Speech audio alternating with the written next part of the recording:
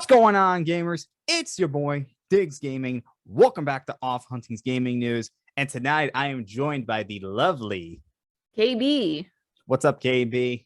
Missed you the know. past few weeks. It's been crazy, but yeah, it's I'm been back. crazy. Big things to talk about this week. Starting with KB, you wanted to talk about the Monster Hunter Rise DLC real quick. It is currently available for pre-order. I would recommend it. Just to support the devs. It's, I believe, $49.99 to pre-order, and then it's $39.99 after. It is purely cosmetic, that you get benefits for the pre-order. So it's not like huge, like you're not going to get any like amazing weapons or armor out of it, but they always do tons of free DLC, post paid DLC. We're getting amazing new monsters. With new monsters comes new weapons and armor for not just your hunter, but also your Palamute and Palico. There's new maps coming. There's a new buddy system where if you're in single player, you can take NPCs out with you to hunt, which is brand new. It already looks like we all know the controversy of taking NPCs out with you on like quests and stuff, but it looks like these NPCs are going to be genuinely helpful. They showed off how they can heal you, which means they can probably buff you in battle as well.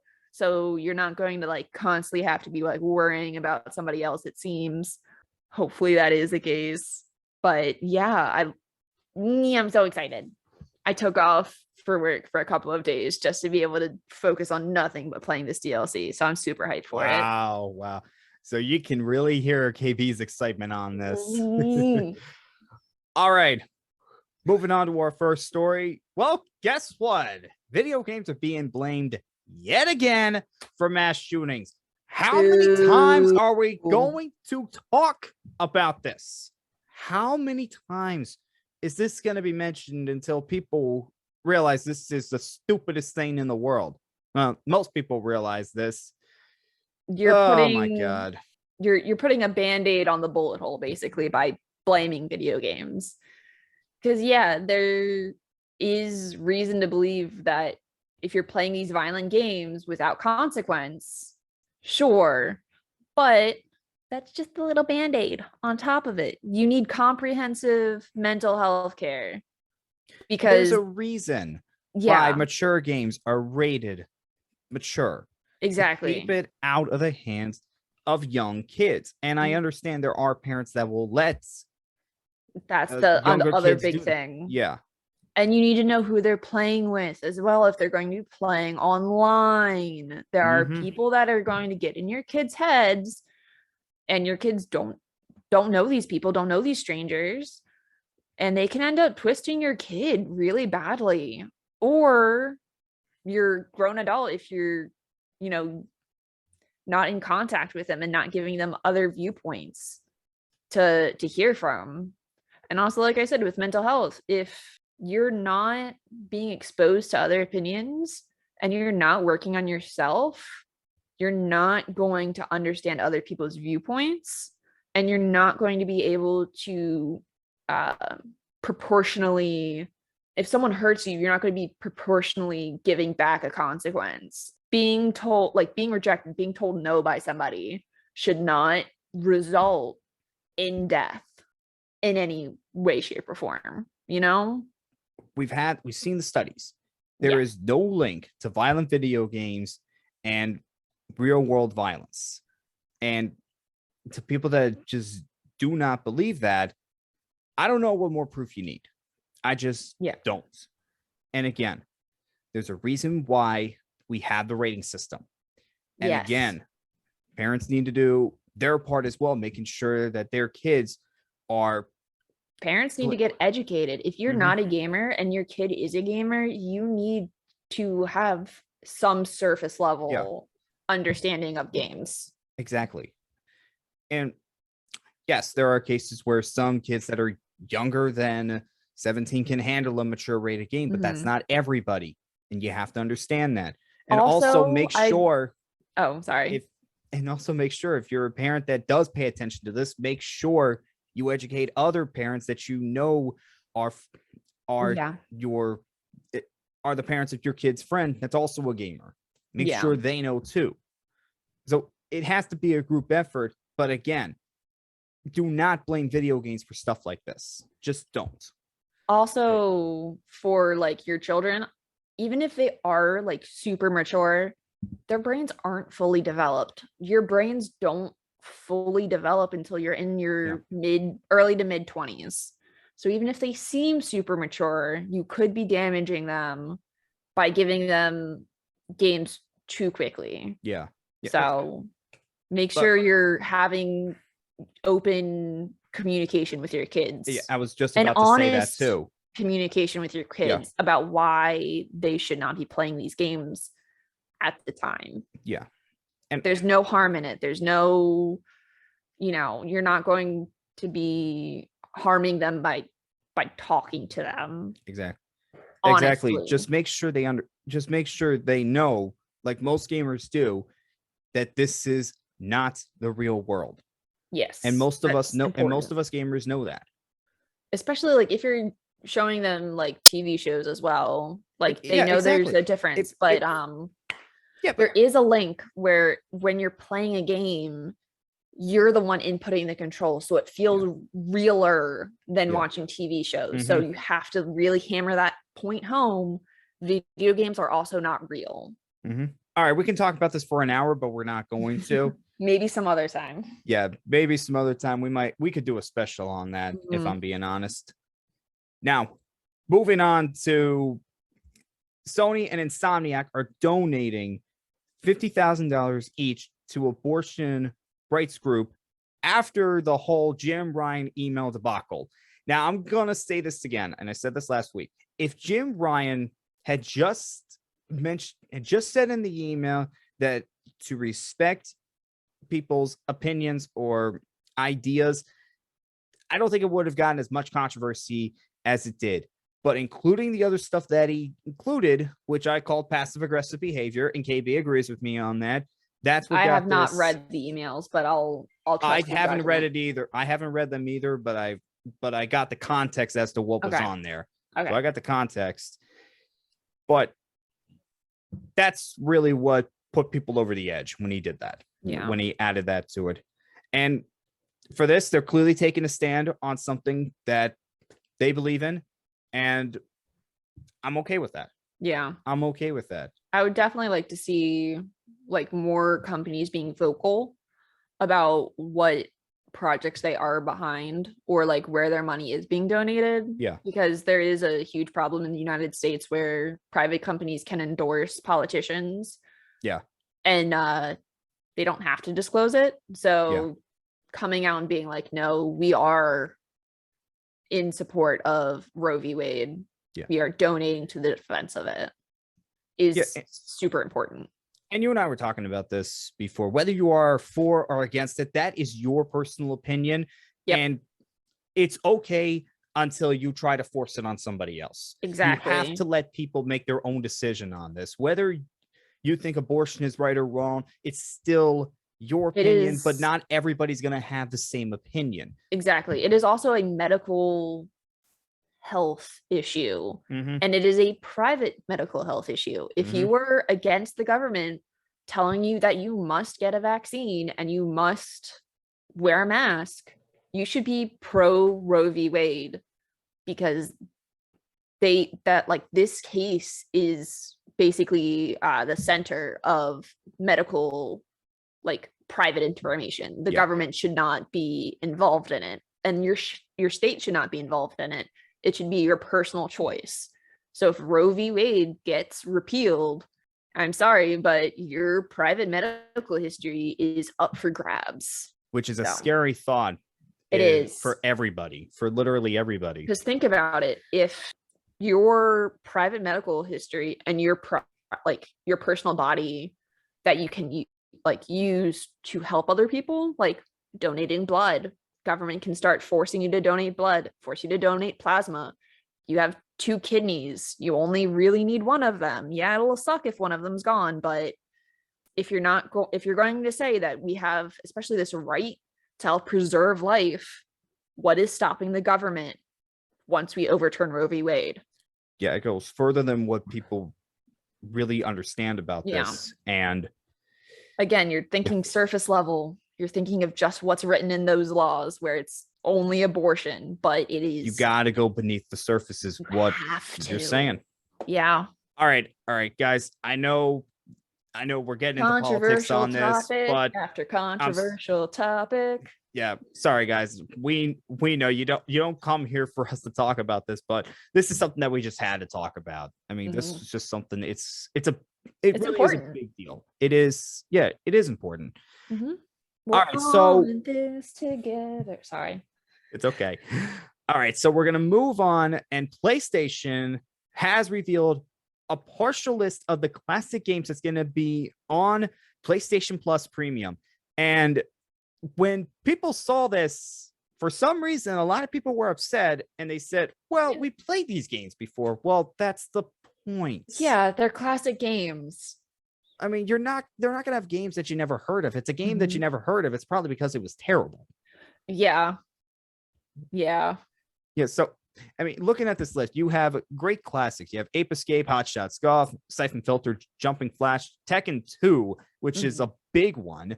PlayStation 2, we have some remasters: Ape Escape, Dark Cloud 2, Fanavision, the Jack games, Wild Arms 3, third-party games such as BioShock, Borderlands, the Handsome Collection, the Lego Harry Potter Collection, and for streaming, that's the PS3 stuff, the Ratchet and Clank games, MotorStorm, Infamous 2, Loco Roco, and third-party games, Azora's Wrath, Devil May Cry HD Collection, Fear, Lost Planet 2, Ninja Gaiden Sigma 2, Red Dead Redemption, Undead Nightmares. I mean, this is a really good list. And again, this is not everything that is going to be released. So there's also probably going to be some of those, like the smaller titles as well. Yes. Yeah, you're probably going to get some indie titles in there. But this is just the big hitters. Yeah.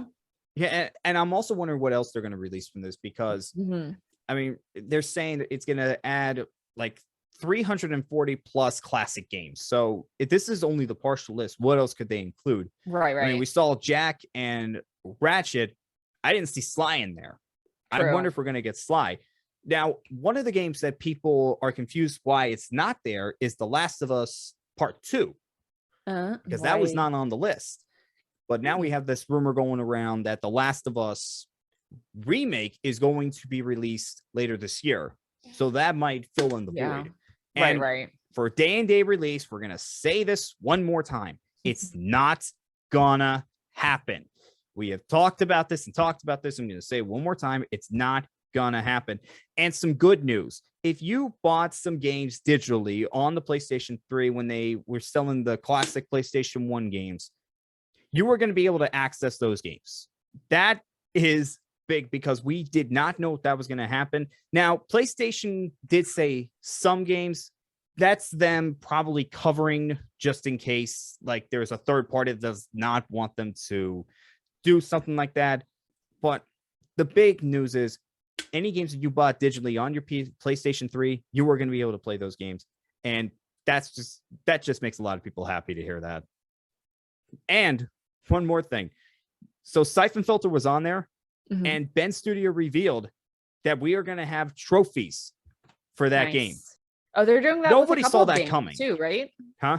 It's not just that game, but they're going to be adding trophies to other ones as well, right? Yeah, probably, but we're not sure if it's going to be all or just some of them. Okay. So the problem with trophies is when they did this for old PlayStation 2 games for the PlayStation 4 where they added trophies, the problem was it just took a long time for them to do that.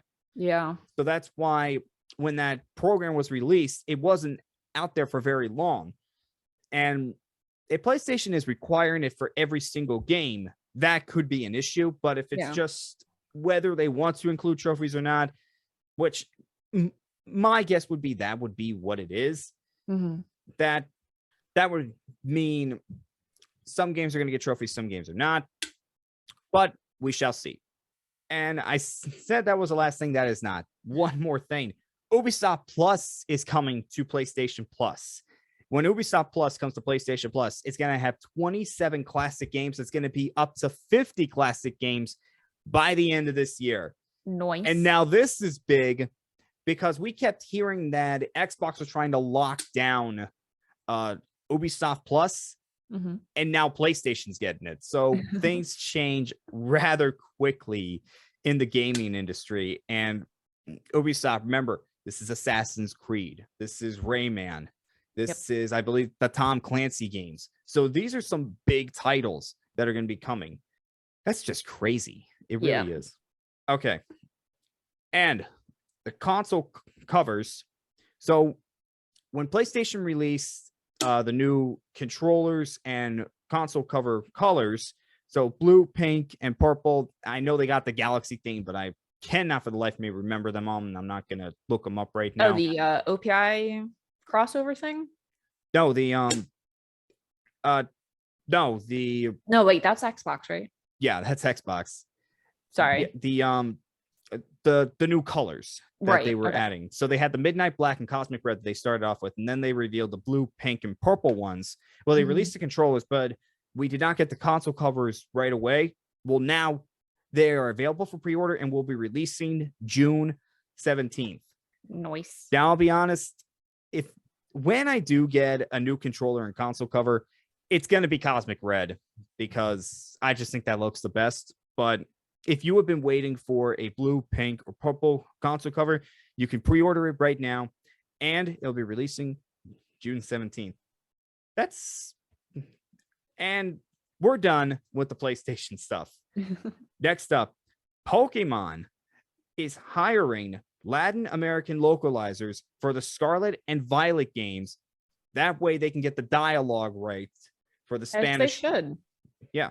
But they had gotten some complaints about the fact that for when they do the Spanish, that they haven't been doing it for the Latin American, how they say it, because I mean, it's like with any language, even English in the US.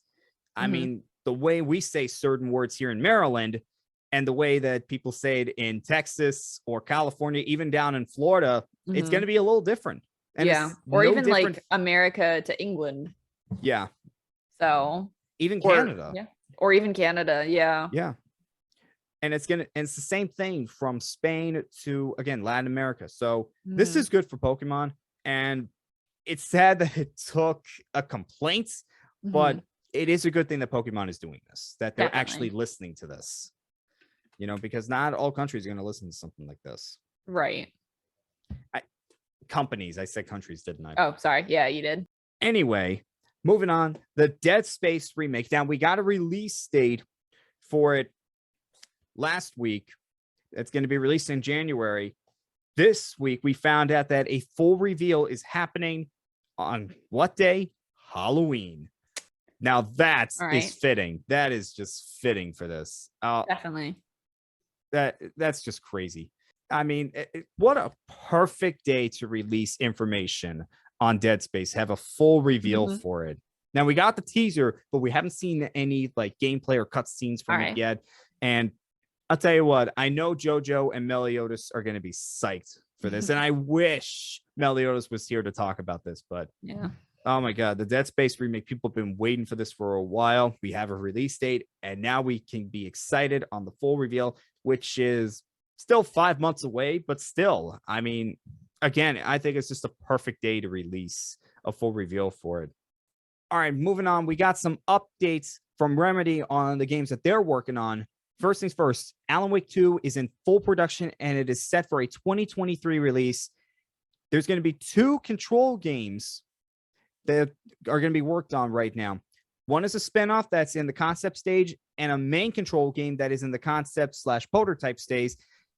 Max Payne 1 and 2 remakes are in concept stage right now, and Vanguard, not Call of Duty Vanguard, which is a free-to-play co-op mobile game that they're making with Tencent, is making good progress. So we got some updates from Remedy, and probably the one or the 2 that people are going to get most excited about is the Alan Wake 2 and the Max Payne 1 and 2 remasters. That's probably going to be the 2 big ones that a lot of people are going to be waiting on. So, updates from Remedy. moving on to Fall Guys. Fall Guys is going to be going free to play and coming to both Switch and Xbox June 21st. Nice. KB, you ever played Fall Guys? Mm-mm. Neither have I. I've seen some nice like Let's Plays. I've thought about it. Yeah. Yeah. So it's going to be going free to play. And for Switch and Xbox users, you are finally going to have a chance to play it June 21st. So less than a month away from the time of this recording. All right. Let's get into something that KB and I are excited about. So the Final Fantasy VII Remake director announced on a live stream that for the 25th anniversary of Final Fantasy VII, which is next month, by the way, in June, we could see a look at Final Fantasy VII Remake Part 2. Also, Final Fantasy 16. We have been waiting for the new update, and pretty much Square Enix has confirmed that the trailer is good to go. It's ready to be shown off, and they're just waiting for the right time to show it us. So that could be coming next month as well. And The right time is now. And I was just about to ask you, KB, continue your thoughts on this. Huge Final Fantasy fan. I need to start playing Final Fantasy VII again so I can beat it. Same here. So I can beat it before Part 2 comes out. But yeah, the right time is now to release that trailer. I would like to see it very much, please. And Final Fantasy 16, remember, that is going to be a PlayStation 5 exclusive at launch. And the Final Fantasy 7 remake, that's still a PlayStation exclusive right now. Right. Part 1. And Part 1 is. Yeah. And with Part 2, the fact that we could be getting information soon. And well, pretty much everybody's assuming that we're going to get it because, again, it came from the Final Fantasy 7 remake director. And I'm not going to try to pronounce his name. You guys know I suck at that. I really suck at that. But I mean, this is big news. This is great for Final Fantasy fans. Great for me and KB, as you can tell. Now, another one that KB is a big fan of, Witcher 3. The PS5 and Xbox Series XX versions are coming Q4. So between, I believe, October and December, that is when those versions are going to come out. And people have been waiting for those versions of this game for ever. Yeah. Since those consoles came out. It'll be nice to see the upgrades. Yeah. And finally, the Embracer Group, the group that bought Crystal Dynamics, Eidos Montreal, and Square Enix Montreal for $300 million. I still cannot believe that. They announced that not only do they want to work on sequels and games to add to the franchises that they bought, but they also want to work on remakes, remasters, spinoffs, and more for it. And that is great. And it's pretty big because, well, Meliodas and I, when we talked about Embracer Group buying the IPs and the developers, he just kept going on and on about Soul Reaver. And yeah, if they want to work on those, definitely could see that with a Soul Reaver remake or remaster of the first few games, and then other franchises that they have. Definitely could see franchises like maybe Gex coming back because Crystal Dynamics owns the IP to that. What's going to be interesting really is if Crystal Dynamics was able to hold on to the Marvel stuff that they had. Right. Or not, well, both Crystal and Eidos Montreal, because they both released Marvel games, because people are not sure who's got that right now, whether it's Square Enix that has it or whether it's the developers that have it. Oh, so yeah. That's going to be interesting. But still, I mean, with Embracer Group buying all these IPs that they have and buying all the talent from the developers, I mean, this could be big. It could bring back some franchises from the dead. It could also, like, maybe we get a remake of the first Deus Ex game. Or, I don't know, maybe Tomb Raider 1, 2, like the classic PlayStation 1 Tomb Raider games. That'd be awesome. Yeah. I mean, the sky's the limit right now for what Embracer can do. And if they play this right, they're going to make their money back right away. Definitely. I mean, again, $300 million for essentially the Tomb Raider IP, the Deus Ex IP, Soul Reaver, there was another big one that I cannot remember. Again, the Gex IP. Yeah. And Crystal Dynamics, who brought back Tomb Raider, Eidos Montreal, who is just amazing with what they do, and Square Enix Montreal. It's ridiculous just how much Square Enix was willing to give up for something so Thief. That was the other IP I was thinking of. Thief. All right. Thief. Which that's another one they could bring back, because the Thief games, we haven't had a new Thief game since 2014's Thief, and it was not too good from what I remember.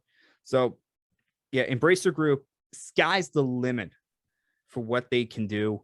And I really cannot wait to see what they do now that they have their hands on the developers and the IPs. KB, anything you want to add before we go? I'm super excited. I would love to see some remade Tomb Raider in particular. But yeah, I think he handled it. All right, guys, that was the gaming news for tonight. As always, I'm Diggs Gaming. KB. We'll see you guys next time. See ya.